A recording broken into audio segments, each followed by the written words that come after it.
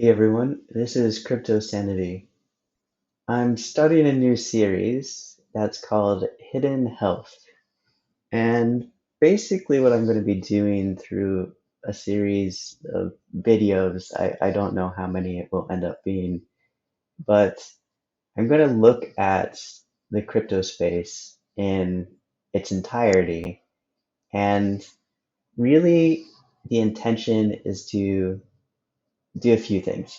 One is to help you as an individual make better decisions.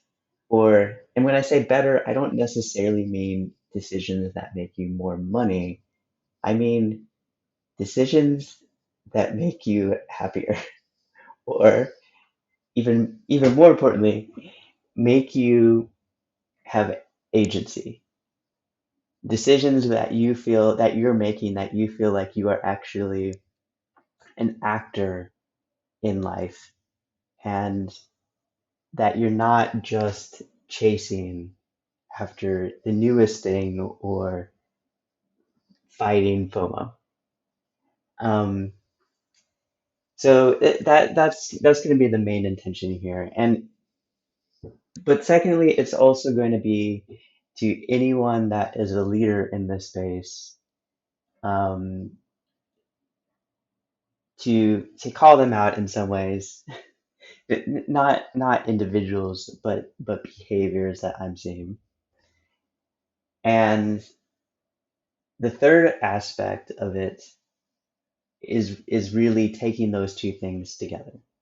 So basically saying anyone can become a leader, no matter how long you've been in crypto or in finance, thinking about how to manage your money. You can become a leader. You just need to understand how things are structured and look for gaps and opportunities.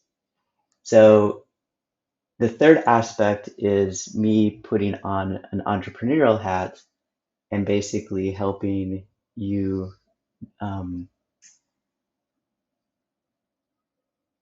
helping you analyze and look for opportunities in this space that if you want to, you can eventually either start leading and contributing directly, or that at least you know what projects you want to support that are likely to succeed and taking the entire space in a direction that you agree with, whatever that is. Um, so yeah, so this is a very chunky introduction, but we'll see where we go with it. Now, originally, I was going to do my thing. So, my background and training is as a scientist. I've worked in quite a few fields, and scientists have a extremely uh, we're pretty much addicted to just presenting data, presenting information, and be like, take it, there you go. All the conclusions are obvious. So that's going to be something that I fight with constantly, that I do in life. Um, but it's also why people are attracted to me and where my value is. And so uh, yeah, so I was initially going to start this series with a video that kind of presented the grand architecture of what it was going to be about. Um, Talk about things like how do you analyze where the market is going? How do you see where the next trend in the industry is? How do you understand um, whether something looks like a rug or not. You know, basically showing all the building blocks that I eventually want to talk about. But I was finding it very difficult to create that video. And I think the reason why is because it was ignoring the root issue of my motivation in making this. And really it's really more of a moral issue. That's my motivation is a moral issue. It is moral motivation. It's not um, just presenting everything. And so I think that's where I need to start from. Um, and we'll get to all the other stuff later. So this is going to be um, a little ranty, but it is actually going to talk about what what the nature of the rest of the videos are, and then you know I'll just see what the feedback is and see how I can adjust going on. Um, yeah, so I'm just going to start and say that I'm feeling I'm feeling that we're I'm feeling that this space in general is really at a tricky point right now. Um, one thing that I want to say is there's nothing special about crypto. It is it's a new industry. It has a lot of potential. Um, I've talked about some of that before in my videos with John, but how that actually unfolds and what you might be feeling and what you might be experiencing, there's nothing special about that. It's special because, you're feeling it. It's special because, um, every community experience is worthy, but it's not unique. All industries go through these hype cycles, these disappointments, um, these worshiping of the the great visionary leader, as well as being exploited by con artists and um, thieves. And to me, that actually makes me feel very grounded because having participated in a few of these cycles myself, or these nascent industries myself, but also reading a lot of history, it helps me tune into where we are in what's called the zeitgeist, or the overall feeling of a culture, the consciousness of a culture. And I think that we're really in this precarious place. One of my videos is going to go into the exact ways that new industries unfold, um, in the different waves that they experience and who is attracted at different points. But what I'll just say right now is what's the way that we are currently in blockchain as a whole is very close to the ignition point.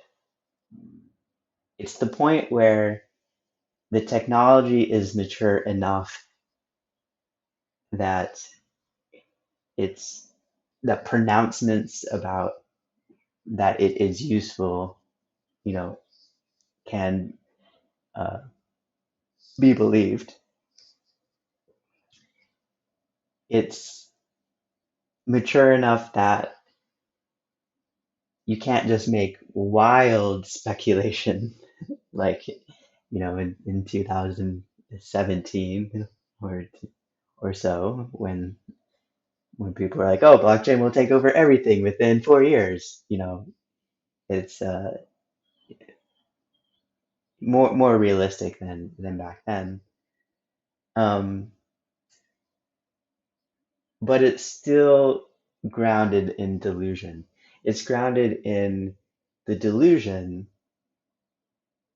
that it will make everyone rich. That every single person in the world can participate and they will become rich. And where this delusion comes from is that basically every single person that participated and just diamond handed, in the last uh, 10 years, as long as they were like even barely diversified, it is rich. And so then you say, okay, um, if everyone's getting rich in this thing, has been, then everyone will continue to get rich. And that's the delusion, that's the fallacy.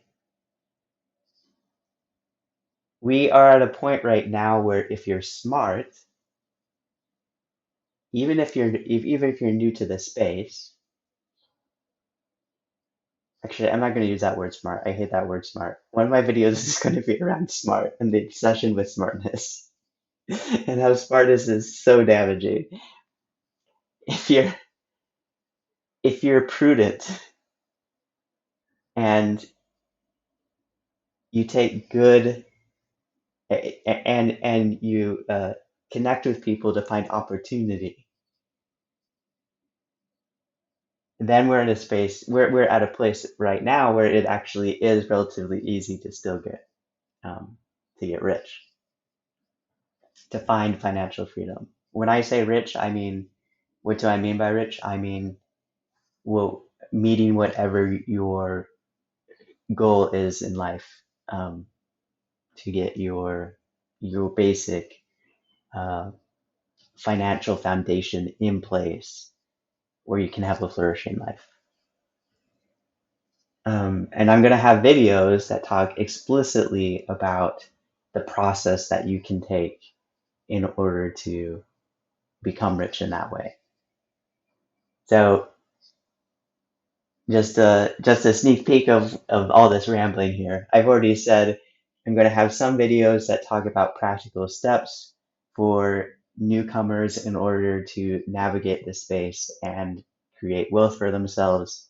I've already said I'm going to have a video talking about um, how damaging the obsession with um, being smart is for all sides.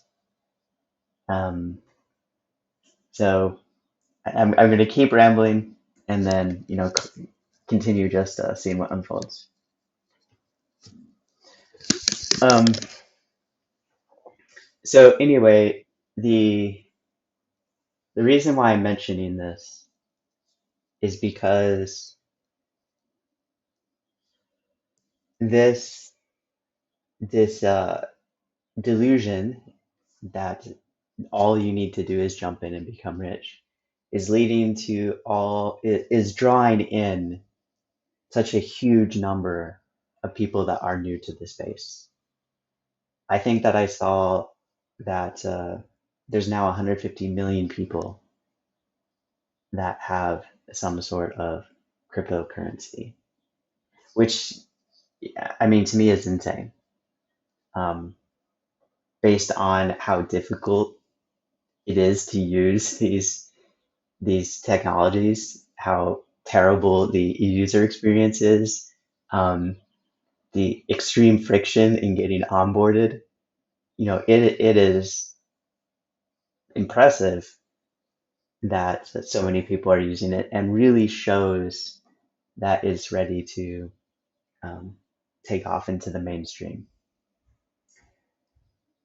And what that's done is that's created a a lot of people who are um, unsophisticated coming into this space and contributing to um, dynamics that allows them to get easily preyed on.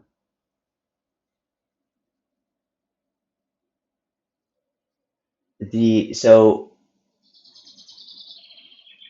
I'm trying to think of what I'm going to say next here. Um, what I want to say is this is not their fault. I want to say that it is completely predictable, and you see this at this point in all industries. Now, crypto is a little bit unusual in the fact that it's so accessible to retail, but this is it's the gold rush period. It's the period where people were packing up their families to go out to California to go onto um, the the slopes to pan for gold and literally risking their lives doing the crossing um, for what ultimately was a very, very, very minimal chance of getting rich in the way that I defined it. You know, even getting their basic foundation in place was a very low chance in the California gold rush um, that anyone who came in as late as we are in the blockchain cycle would um, would be able to get the riches that they had seen the the the people that come before them getting rich so easily.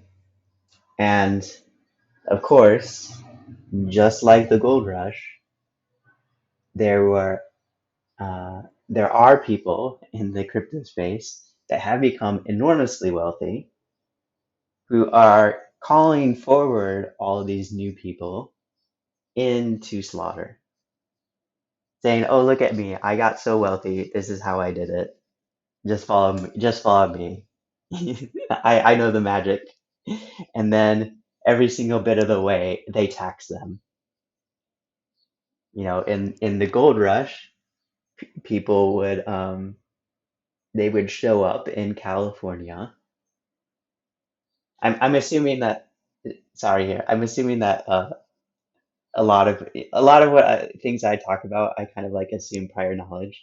So you guys are gonna have to like call me out for for clarification on things you don't understand. But um, but back to my point in in the California gold rush in the mid 1800s, um, these people would show up uh, from the East Coast, and they had nothing, and there would be the rich, the people that had gotten rich from the earlier gold rush were sitting there saying, "We are going to show you the best spots to find gold. And you can trust us because we found gold in these spots. Oh, but it's going to cost you. It's going to cost you this amount of money. Oh, don't worry. You don't have to have that money on hand. You can just go into debt, right?" And then they would take people to these spots and say, "Okay, oh wait, you need a pick. You need a lantern. You need a pan in order to sift in the river and potentially find the gold." Oh, well, luckily I have all these things, but it's gonna cost you. And we'll just put it on your tab. And the thing is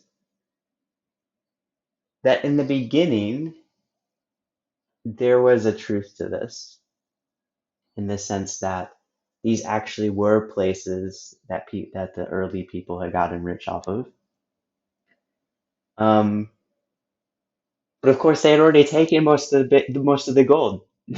Like that's why they they they started inviting people when they knew that it was most profitable to get new people to come in and try to find scraps. If it's more profitable to just get the gold directly, they would still be there in the mines. They would still be there in the rivers, and they would be getting the gold. So, but at least at that point, it wasn't like a total lie, right? A relatively large percentage of people at that point in time, following those people, you know, made their money, most of their money back. Uh, they didn't get rich because of all the debts that they piled up to just live, go out there and there, um, get their tools, and but enough one that they could write home and say, "I made it." And what that did is that created another wave of people, a massive wave of people. At this point, uh, the different routes that went from the eastern United States to California had been established. They had killed most of the indigenous peoples that lived along those routes or moved them away. They had figured out what path, mountain paths were almost certain death, et cetera, et cetera. And so it went from being a something that prospectors did who were very high risk to, oh, bring your whole family out. Look at these people that just these prospectors that just jumped in. They just quit their job. They just left their family, and they've made it. And now we have everything set up. We have towns set up. We have uh, a little bit of security set up, etc. So bring your whole family. And so then entire families went. And at that point, it just became a massive grift because all of the places that were the best, they had already been mined. The biggest chunks, of course, were by the people who first discovered it. And then, like I said, once they got the big chunks, then they got the prospectors to come over, showed them the spots. They got enough. They got enough to, make it worth their while and write back. But then by the time all the big rush came, the families came, those places were wiped out. And so there was almost no gold left, no easy to find gold. Um, and so then you had grifters. You had the grifters had never been never found the gold. They had never participated in it, but they looked and saw how rich the early pioneers were getting off of selling to the prospectors. So then they started buying claims to um, completely worthless pieces of mountain and pretending that they were great finds, getting families to um, to give up everything and follow the prospector model. And eventually that led to ruin for the vast, vast majority of people. Now, every so often, one of these places that everyone thought was worthless came with a massive find, um, and made the people that found it insanely wealthy, on par with the early um, pioneers. Because they were like looking in places that no one had ever looked before because they just knew that there wasn't much there. But they would find like one thing. And so it kept the hope alive. It kept the dream alive. And that hope, that dream really sustained this movement for a long time, um, far beyond when it made any rational sense to go. This was particularly true because in this time period in the United States was a series of terrible calamities. So the Civil War took place, in this general time period. Um, but even beyond that, there were repeated economic depressions. Almost, you know, every 10 years they would have a depression that lasted multiple years, created massive unemployment and suffering.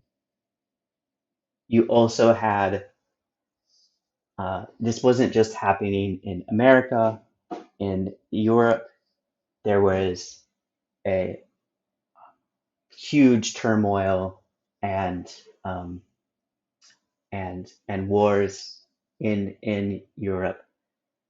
And you had lots of famines. This is when around this period is when the Great Irish Migration happened from the potato famine. Is when my ancestors, my Scandinavian ancestors, came over from a famine. And so you had huge amounts of immigration into the United States, uh, with people that had very little in overall uh, construct of not much hope, not much ability to provide.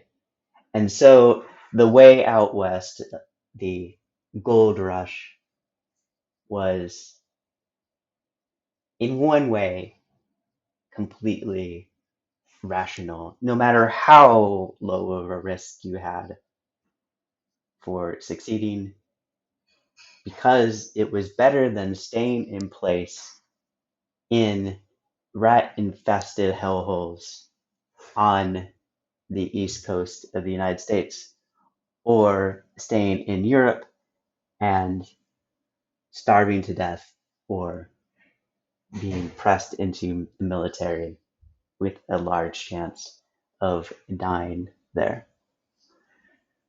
Um, I did not mean to go on such a rant about history, and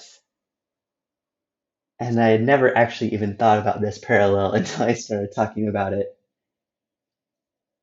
But I do think that is a great analogy for where we are in our society at the moment. And I think it explains a lot around the motivation of why people are attracted to crypto, and why, even despite all the dangers, despite people getting rugged right and left, despite even honorable projects being at risk of failing instantly due to one bug, anywhere in their code. Um, why you're seeing such a great migration? Because it is the 20th first century gold rush. Now, what happened in the gold rush that I'm talking about, the California gold rush? Well, you had a huge migration of people in a very short time, and you had a huge amount of wealth that was generated in that location in a very short amount of time.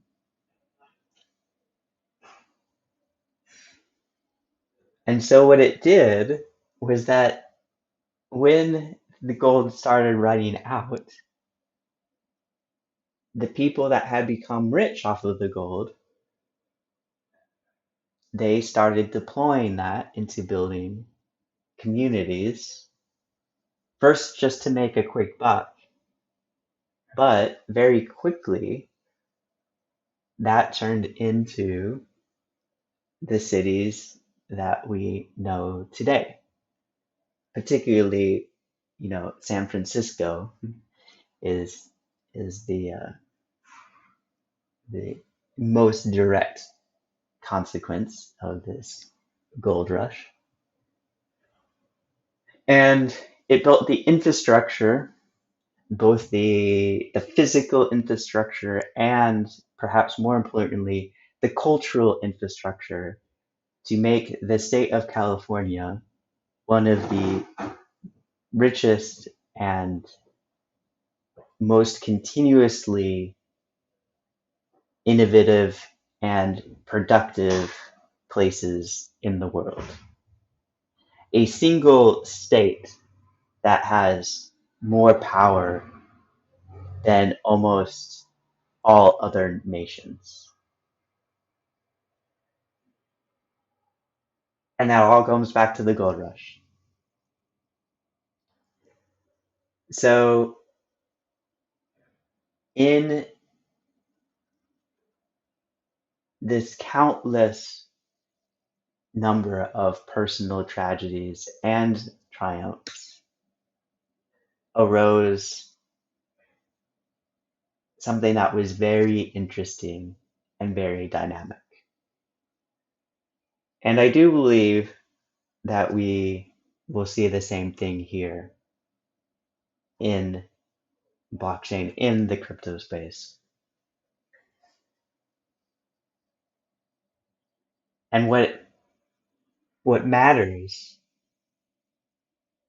I think, for anyone that's listening to this, what matters is how do you personally navigate where we are? Because in my opinion, we're still in the prospector phase. We're no longer in the pioneer phase where you can just blindly throw your money around. And we're not yet quite at the place where the families are all coming over and everything's been stripped.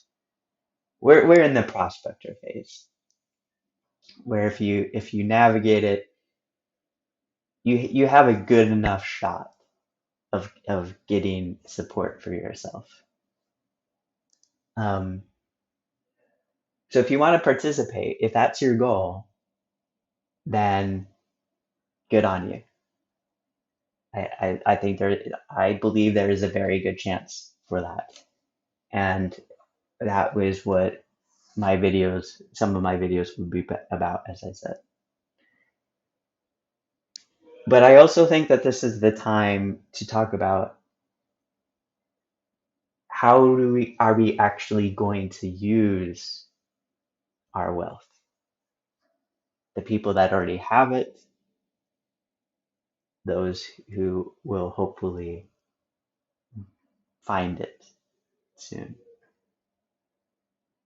Because even though California is one of the richest and most powerful places on earth, it is also extremely dysfunctional. and is the epitome of so much. Uh, um, how to put it? Uh, I can't even think of the word. There's just so it's just a string of words. But it's the epitome of modern life, and all that brings, all the neuroses that brings, all of the addiction that brings, and all of that too comes directly as a consequence of this gold rush mentality. Um, so I think that we're at a point right now where where it is essential that we start talking about what we want the future to be and begin to design for that. So I'm going to have videos on that too, ways to get involved, and particularly in those ones, I think those will work better with me um, in dialogue with other people. So I'll see what happens there. Um, okay, I'm just gonna sit for like 15 seconds and see if there's anything else I want to say because this is about half an hour. I don't want this to get any longer. And I feel pretty spent, but I'm just gonna see.